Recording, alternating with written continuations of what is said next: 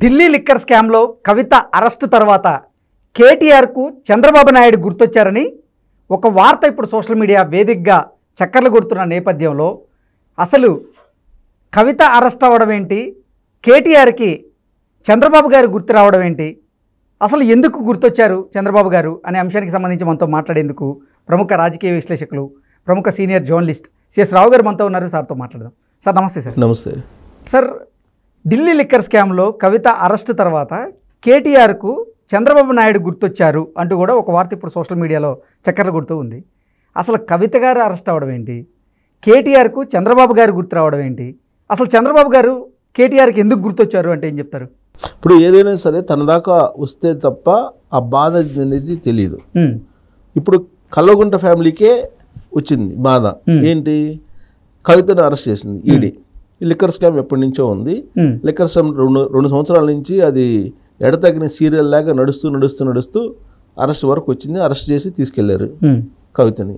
ఆ సందర్భంగా social media వేదికగా చేసుకుని రకరకాల ట్రోల్స్, రకరకాల అభిప్రాయాల్ని వ్యక్తం చేస్తూ చాలామంది రకరకాలుగా ట్వీట్లు చేశారు. ట్వీట్లు చేస్తూ కొంతమంది ఏం చేశారు, కేటీఆర్కి సంబంధించినటువంటి ఒక ట్వీట్ని తీశారు. చంద్రబాబు నాయుడు రాజమండ్రి సెంట్రల్ జైలుకి రిమాండ్కి వెళ్ళినప్పుడు ఈయన ఒక ట్వీట్ చేశారు. జగన్మోహన్ రెడ్డిని అప్రిషియేట్ చేస్తూ, బ్రో భలే సినిమా చూపించావు బ్రో అంటూ. ఓకే. ఆ ట్వీట్ని తీసుకొచ్చి ఆ ట్వీట్ని చూపించి కర్మ సిద్ధాంతం అంటే ఇలా ఉంటుంది, సో ఎప్పుడు కూడా సహాయం చేసిన వాళ్ళకి ద్రోహం చేయకూడదు, ద్రోహం చేయకపోయినా పర్లే, నువ్వు కాముగా ఉండాలి, ద్రోహం చేయ, ఇప్పుడు సహాయం చేసిన వాళ్ళకి నువ్వు మళ్ళీ సహాయం చేయకపోయినా పర్లే, కానీ ద్రోహం చేయకూడదు. నీ చేతనైతే సహాయం చేయి, లేదా కాముగా ఉండు, అన్యాయం మాత్రం చేయి మాకు. ఇది చెప్పేది సనాతన ధర్మం. ఇప్పుడు ఎవరికైనా చేతనైతే నువ్వు సహాయం చేయి. అసలు మామూలుగా మన సనాతన ధర్మం ఏం చెబుతుందంటే అపకారికి ఉపకారం చేయాలి. అపకారం అయినా సరే ఉపకారం చేయని చెప్తుంది. సరే నువ్వు ఉపకారం చేయకపోయినా పర్లే, అపకారం చేయొద్దు. అవును, ఇది సనాతన ధర్మం. కానీ కేటీఆర్ ఏం చేశాడు, చంద్రబాబు నాయుడు లాంటి ఒక 40 సంవత్సరాల పాటు సీనియర్గా ఉన్నటువంటి తెలంగాణ ఇవాళ ఈ స్టేజ్లో ఉందంటే ఒక బంగారు పళ్ళెంలాగా తయారు చేసి కేసీఆర్ చేతిలో, కల్వకుంట్ల ఫ్యామిలీ చేతిలో పెట్టారు. ఆ రోజున చంద్రబాబు నాయుడు తయారు చేసినటువంటి విజన్ డాక్యుమెంట్ కారణంగానే ఇవాళ తెలంగాణ కానీ హైదరాబాద్ కానీ ఈ విధంగా ఉంది. అది నేను చెప్పడం కాదు, కేటీఆర్ ఒక సందర్భంలో చెప్పారు, రాజకీయంగా ఎన్ని విమర్శలైనా చేయొచ్చు చంద్రబాబు నాయుడిని, ఆయన విజన్ మాత్రం తప్పుపట్టడానికి లేదని చెప్పి కేటీఆర్ చెప్పాడు, నేను చెప్పడం కాదు. అలాంటి విజన్ ఉన్నటువంటి నాయకుడు తయారు చేసినటువంటి రాష్ట్రాన్ని వాళ్ళ చేతిలో పెడితే వాళ్ళు ఏం చేశారు అనేది రేవంత్ రెడ్డి ప్రభుత్వం ఇప్పుడు చెబుతోంది కదా, ఏం చేశారనేది. సరే వాళ్ళు ఏం చేశారో ఏం చేయలేదు తర్వాత సంగతి. అసలు కేసీఆర్ ఫ్యామిలీ ఎదిగిందే రాజకీయంగా తెలుగుదేశం పార్టీ నుంచి.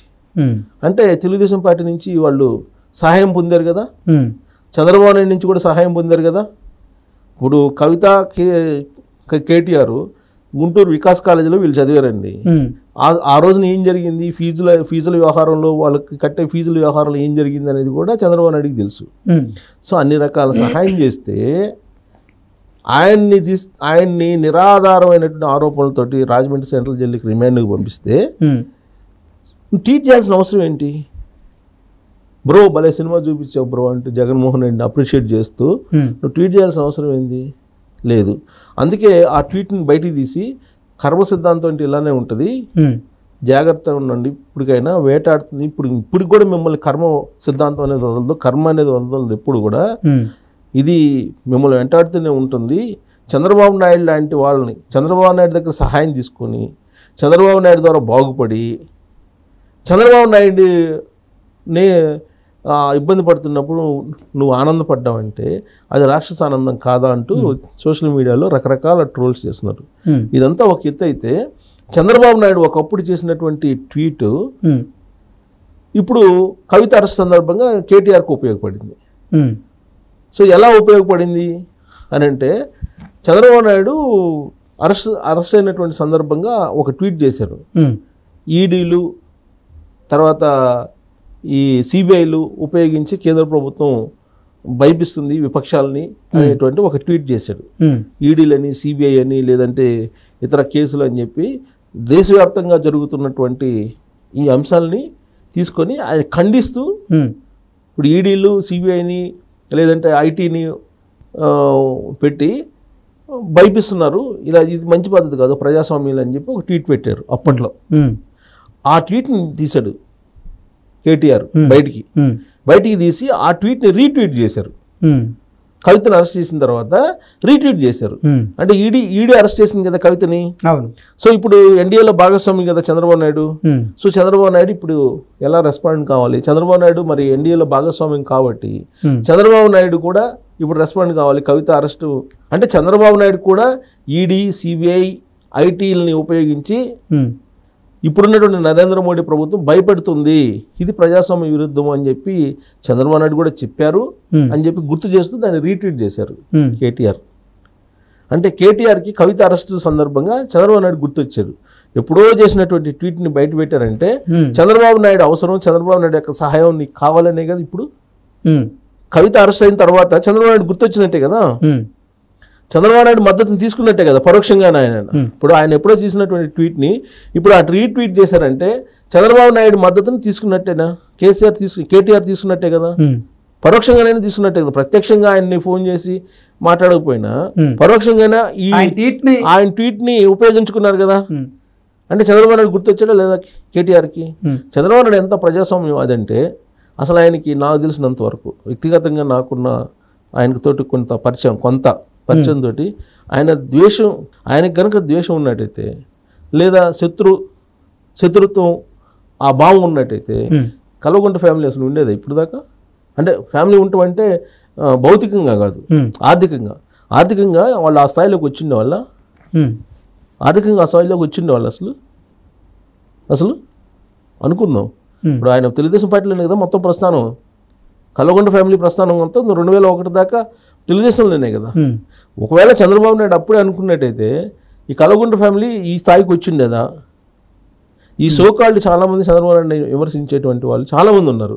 ఆయన ఏమాత్రం కన్ను తెరిచినట్టయితే ఆయన అధికారంలో ఉన్నప్పుడు, ఆయన సెంట్రల్ గవర్నమెంట్ చేతిలో ఉందా 99 నుంచి 2004 దాకా ఆయన ఇక్కడ సీఎం, 99-96 నుంచి ఉంది. అంటే దాదాపు 9 సంవత్సరాలు పైగా సెంట్రల్ గవర్నమెంట్, రాష్ట్ర గవర్నమెంట్ ఆయన చేతిలో ఉంది ఉమ్మడి రాష్ట్రంలో. ఎవరిని కావాలంటే ఇప్పుడు ఈ కేసీఆర్ కానీ లేదంటే ఇప్పుడు జగన్మోహన్ రెడ్డి కానీ రాజకీయపరమైనటువంటి కక్షలు తీర్చుకుంటున్నారు కదా, ఆ విధంగా తీర్చుకోవాలనేటువంటి కోరిక చంద్రబాబు నాయుడుకి 1% ఉన్నా వీళ్ళందరూ ఎవరు ఇప్పుడు కనిపిస్తున్న చంద్రబాబు నాయుడిని కనిపిస్తూ చంద్రబాబు నాయుడు నాశనాన్ని కోరుకునేటువంటి వాళ్ళు ఎవ్వరూ కనపడేవాళ్ళు కాదు. రాజకీయంగా, ఆర్థికంగా వీళ్ళెవ్వరు కనపడేవాళ్ళు కాదు. అంటే సెంట్రల్ గవర్నమెంట్, స్టేట్ గవర్నమెంట్ చేతిలో ఉంటే ఇంకేముంది? ఇప్పుడు వీళ్ళకి స్టేట్ గవర్నమెంట్ చేతిలో ఉంటేనే ఇన్ని అరాచకాలు, ఇన్ని సినిమాలు చూపించారు. సెంట్రల్ గవర్నమెంట్ కూడా చేతిలో ఉంటే ఇంకేంటి చూపిస్తారు? చంద్రబాబు నాయుడు ఆయన ప్రజాస్వామ్యవాదిగా ఉంటారు. సో కాబట్టి వీళ్ళ ఆటలు సాగాయి. ఎవరిని రాసినా మీడియాలో అప్పట్లో, ఎవరిని చేసినా ఆయన ప్రజాస్వామ్యవాదిగా ఉన్నారు కాబట్టి వీళ్ళందరూ ఈ స్థాయిలో ఉన్నారు. ఆయన విమర్శిస్తూ ఉన్నారు ఇవాళకి కూడా. అందుకే తెన్నింటి వాసాలని లెక్క పెట్టకూడదు అని పెద్దవాళ్ళు అంటారు. ఇప్పుడు కేటీఆర్కి మరి కవితను అరెస్ట్ చేసినప్పుడు ఎందుకు గుర్తొచ్చాడు చంద్రబాబు నాయుడు? చంద్రబాబు నాయుడు గుర్తొచ్చాడు కదా.